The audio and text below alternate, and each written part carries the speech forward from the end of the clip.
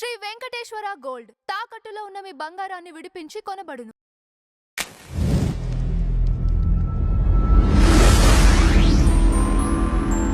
గురుదేవా, ఇది చాలా ఇంపార్టెంట్. మీలాంటి వాళ్ళు దీనిపై స్పందించాలి. ఎందుకంటే ఈ రోజుల్లో యువతకి పెళ్ళిళ్ళు అవ్వట్లేదు. ఒకటి, పెళ్ళిళ్ళు చేసుకోవట్లేదు. పెళ్ళిళ్ళు చేసుకున్నా కూడా సంతానం ఉండట్లేదు. భగవంతుడు మన అరచేతిని సృష్టించినప్పుడు ఎవరికో ఒకరికి ఏదైనా ఒక చిన్న లోపం వాళ్ళ పూర్వజన్మ కర్మ పరంగా ఉందంటే ఉండొచ్చు.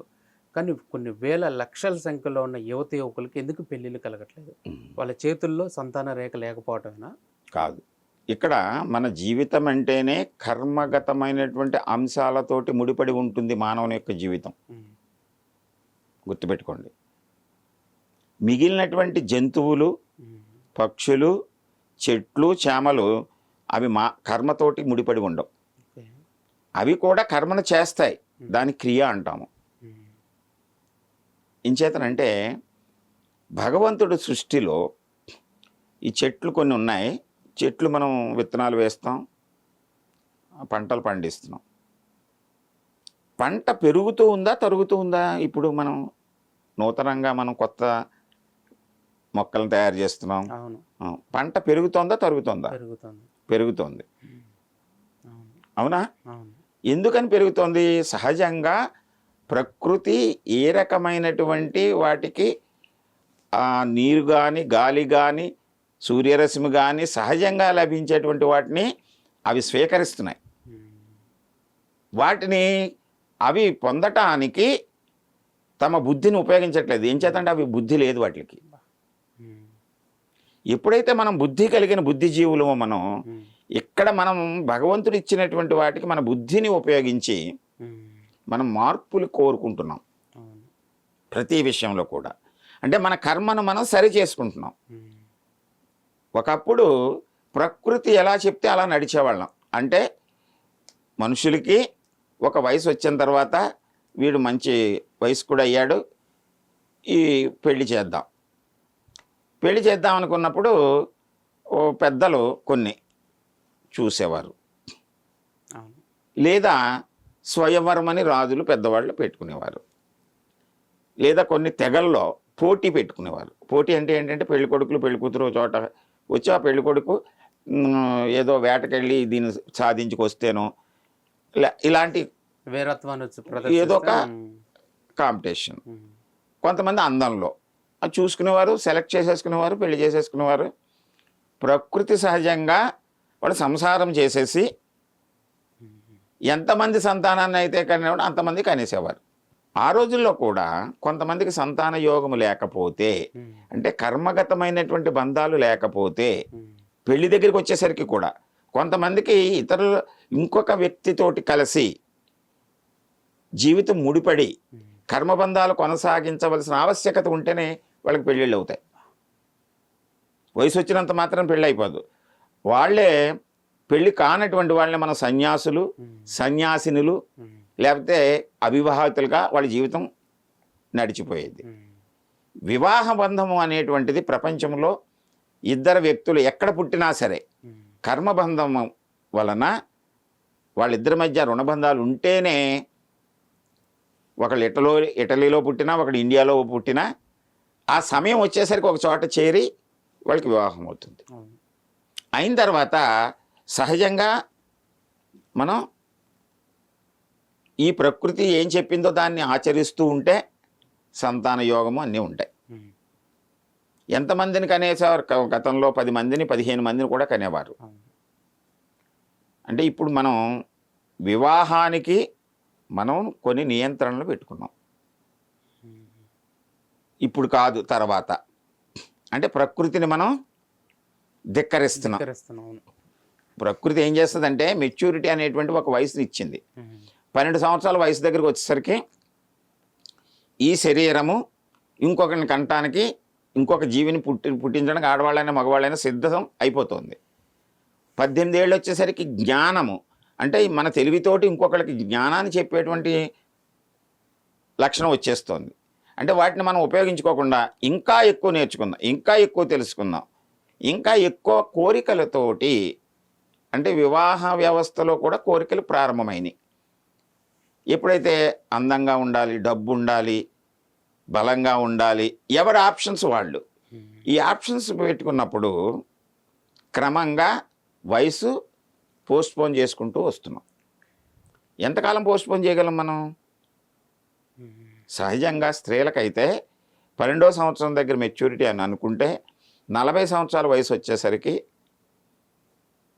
అంటే 28 సంవత్సరాల మెచ్యూరిటీ పీరియడ్లో నెలకి ఒక అండజననం జరిగితే, పెళ్ళి అయినా కాకపోయినా, పెళ్ళి అయింది సంతానం కలిగితే అండజననం తగ్గిపోద్ది, పెళ్ళి కాకపోయినా సరే అండం తయారైపోద్ది, బయటికి పోద్ది నెల అయ్యేసరికి. అంటే 420 అండాలను తయారు చేస్తుంది అంతే.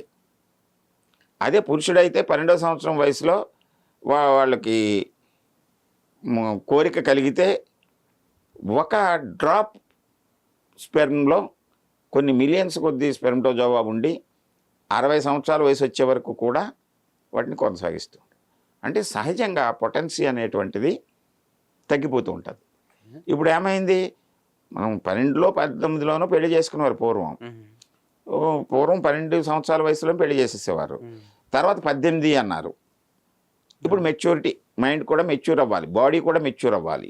18 తర్వాత పెళ్లి చేసేసుకుని సంసారంలోకి వెళ్ళిపోయారు అనుకోండి, ఆటోమేటిక్గా అన్నీ సహజంగా జరుగుతాయి. ఎక్కడో రేర్ కేసెస్లో ఉన్న లోపాలను మనం సరి చేసుకోవచ్చు.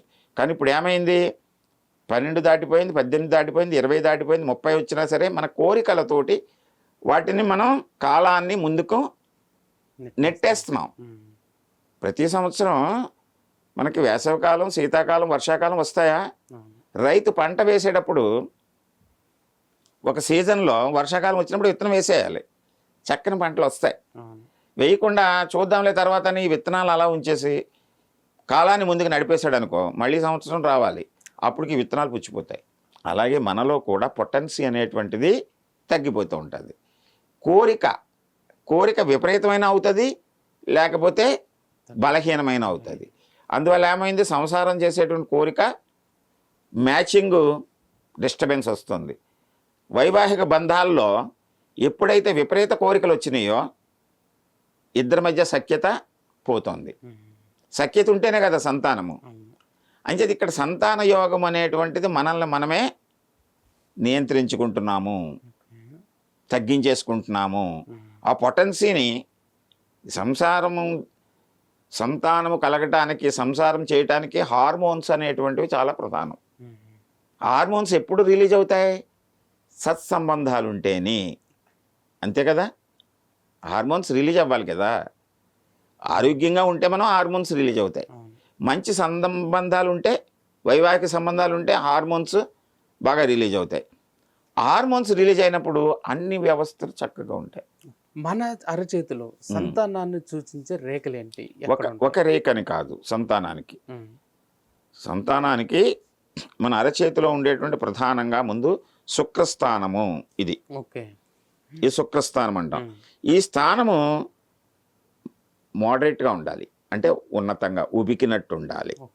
ఉంటే వాటికి శృంగార కోరికలు, దాంపత్య సుఖం, వాటి మీద మమకారము ఉంటుంది. ఇది కొంచెం యావరేజ్గా ఉందనుకోండి, బ్యాలెన్స్గా వెళ్తూ ఉంటాడు. చొట్టపడినట్టు ఉందనుకోండి, వాడికి శృంగారం మీద ఇంట్రెస్ట్ ఉండదు. ఆ రకమైనటువంటి హార్మోన్స్, ప్రొజెస్టెరాను, టెస్టోస్టెరాను అనేటువంటివి స్త్రీలకి, పురుషులకి ఆ హార్మోన్స్ యొక్క ఉత్పత్తి తగ్గిపోతుంది. తగ్గిపోయినప్పుడు వాడికి కోరికలు కలగవు. ఇంకా కోరిక కలిగితేనే కదా సంసారం చేస్తేనే కదా సంతానము. అంచేత ఇదొక పాయింట్ ఒకటి. రెండోది జీవిత రేఖ. ఇది జీవిత రేఖ నుంచి పైకి ఊర్ధ్వముఖంగా అదృష్టము రేఖ వైపు, లేకపోతే శనిస్థానం వైపు ఒక రేఖ పెరిగితే, 1 కానీ 2 కానీ 3 కానీ, అది ఉన్నతిని తెలియజేస్తుంది. అంటే ఒక వ్యక్తి పెళ్లి చేసుకున్నాడు, కుటుంబంలో ఉన్నాడు, పెళ్లి చేసుకున్న తర్వాత వివాహితుడయ్యాడు, ఒక కుటుంబంలో కుటుంబస్తుడయ్యాడు, గృహస్థు అయ్యాడు. కానీ అతనికి ప్రమోషన్ ఏమిటి? ఒక తండ్రి లేకపోతే ఒక తల్లి. గృహస్థురాలు అయింది కానీ ప్రమోషన్ అంటే ఎలివేషన్ రావాలి. అంటే ఇక్కడ ఒక రేఖ ఉంటే ఎలివేషన్, అది ఒక ప్లస్ పాయింట్. ఒకటి సంతానం గురించి. మూడవది యోగము. యోగరేఖ కూడా బాగుండి యోగరేఖలో కూడా ఊర్ధ్వరేఖ ఉంటే, యోగరేఖలో ఊర్ధ్వరేఖ, అది అంటే యోగము మంచి యోగం వచ్చిందంటే ఏంటి, వివాహం అయిన తర్వాత ఇతనికి యోగం కలిగిందంటే అతను పెళ్ళి, తర్వాత సంతానం, అది ఒక పాయింట్. అంటే మూడైని. తర్వాత హృదయరేఖ. హృదయరేఖ ఇక్కడ ప్రారంభంలో ఇలా వచ్చింది, ఇక్కడ బ్రాంచెస్ ఉండాలి. హృదయరేఖ ఒక్కటే గీతలాగా మొండిగా ఉన్నట్టు ఉండకూడదు, ఉంటే అతని సంతాన యోగం తగ్గుతుంది. అంటే హృదయరేఖ ఇటు వైవాహిక రేఖ వైపు ఇటు కుజస్థానం వైపు విస్తరించి బ్రాంచెస్ ఉండాలి.